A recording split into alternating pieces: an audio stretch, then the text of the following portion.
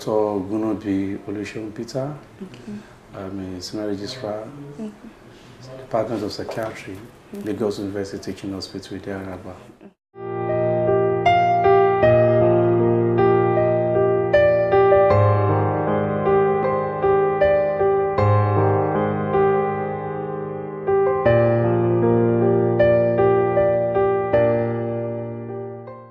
We treated mood disorders, treated cases of schizophrenia, we've had cases of child psychiatry, we've had cases of sleep disorders, sexual disorders, some of the cases that people never would have thought they need to see psychiatrists for, even fear, agoraphobia, anxiety disorder, we've had cases of depression, substance abuse, addiction. So most of these cases, those are the cases that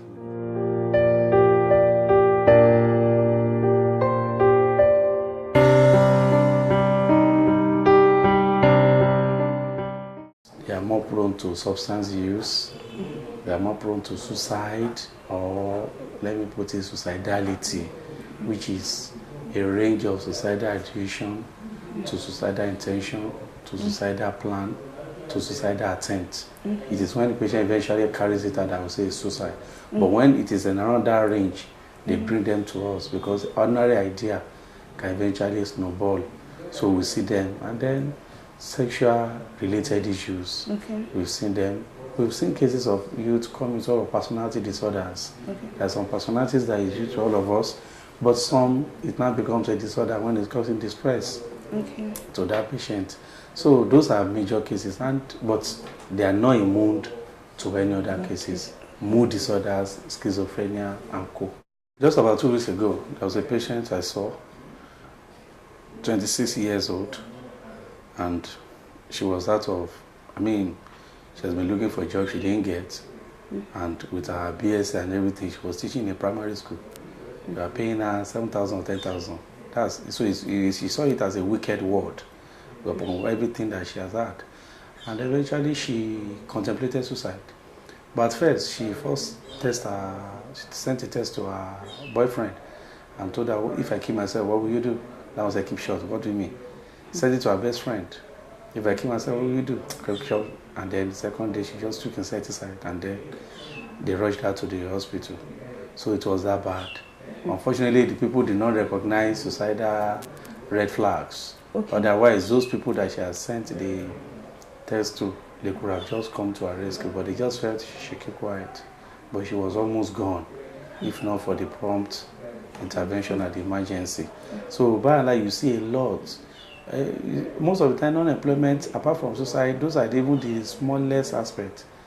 Not that I'm trying to undermine suicide, but I'm saying that even the common ones, most people are into substance use because they just get tired and they just drink themselves to stupor.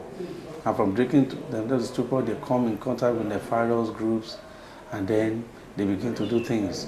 Some of them, they have a totally changed personality. They could become very aggressive. Someone that either used to be very quiet, easygoing, all of a sudden, because of frustration, they become very aggressive, their personality change, they are more paranoid, and then they can do and undo. Okay? Well, we've had cases of depression as well. People have become depressed, because you just realize that a sense of helplessness, worthlessness, and hopelessness just set in. The future remains bleak. Expectations dashed, hope taken away, and then they lose interest in whatever. And from depression, many other things set in.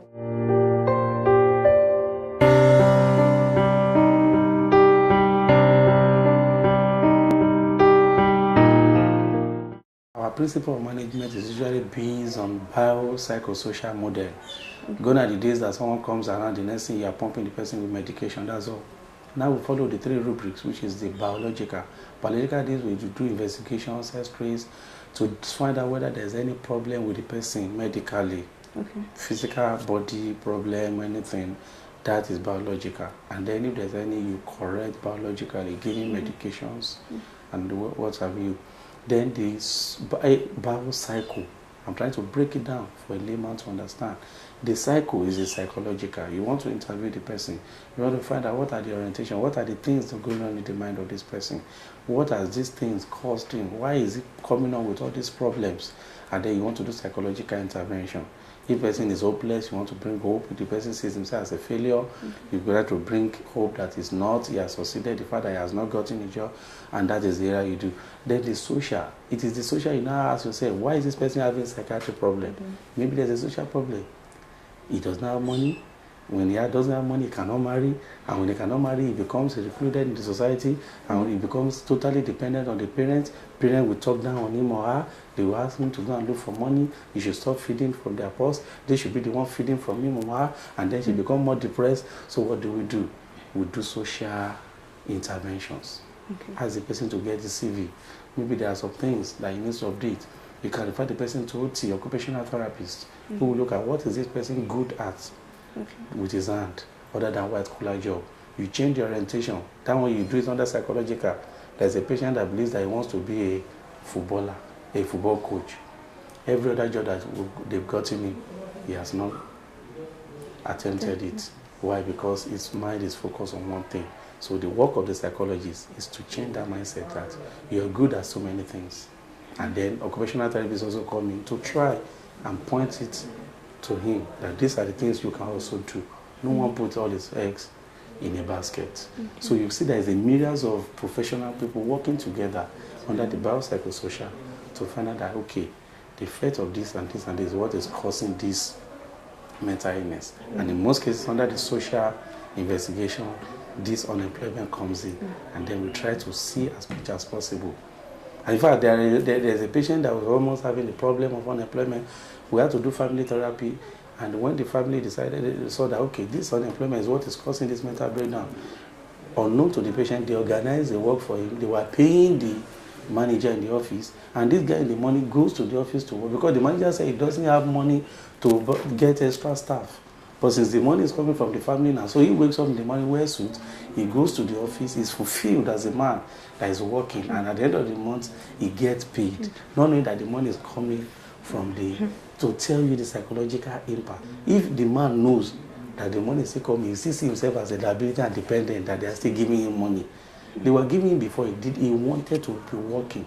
So he was going to work, and then he was earning money to tell you the impact of unemployment.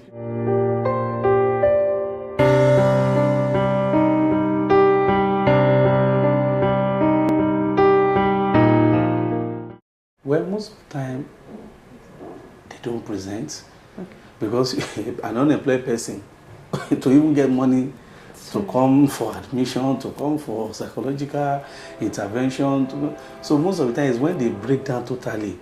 And then almost in every case of youth breaking down, we realize this issue of unemployment. A study that was just carried out has shown that the rate of unemployment that we see in psychiatric case is around that 55-60. So it's that high in among our patients, because when we are doing our study researches under the socio-demographic, you have to talk about the age, sex, and you talk about the occupational level of the patient. So most of the time you see unemployed. So in some of these researches, you see that between that 55-65% fall under the unemployed. And there's no way such will not contribute to the psychiatry or the emotional problem.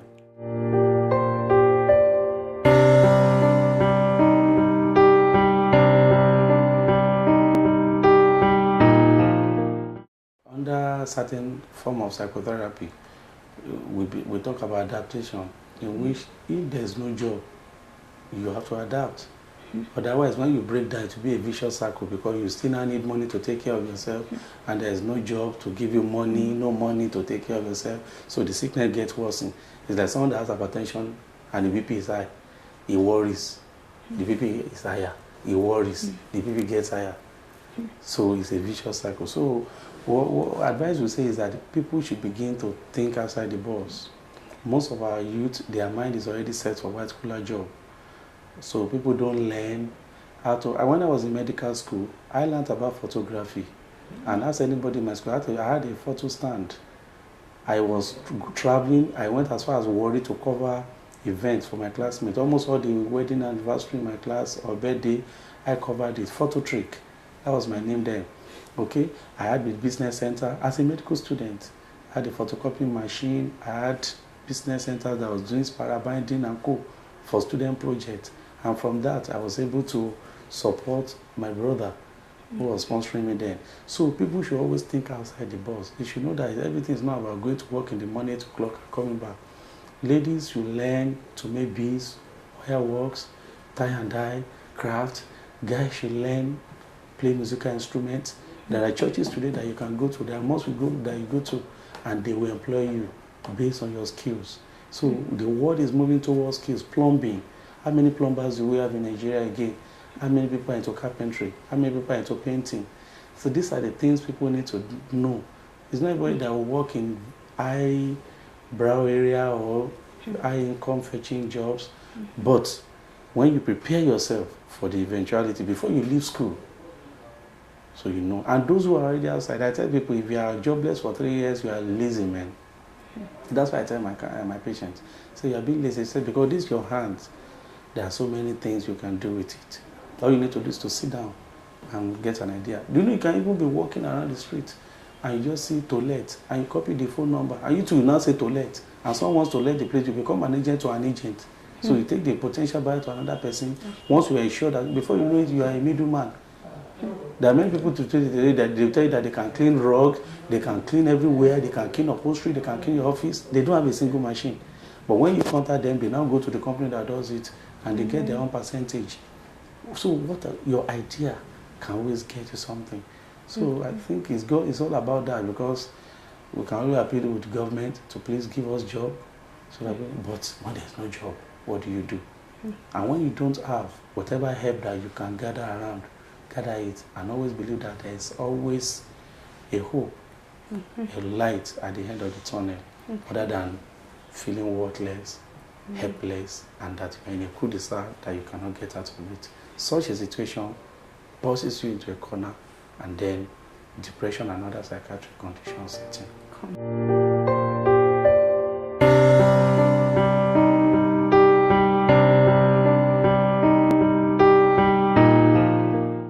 The World Health Organization has mentioned that by 2030, mental illness will be the second commonest cause of morbidity. That is depression especially. Gone are the days you are thinking of cancer, HIV, those ones are being taken care of now. Depression, for example, is going to be the second commonest non-communicable disease. By non-communicable, that means I cannot infect you with it. So it's not communicable like TB and co. But it's a chronic condition. And depression was going to be number 2. So if that is what they survey, you cannot imagine the percentage of that number 2 in Nigeria or in other developing nations that are very high in unemployment rates. So the future is quite doomed if situation persists. But if Nigerian government tries as much as well to put this house in order, provide employment, then we believe that we can reverse the trend. Otherwise, without being a prophet of doom, the future is bleak.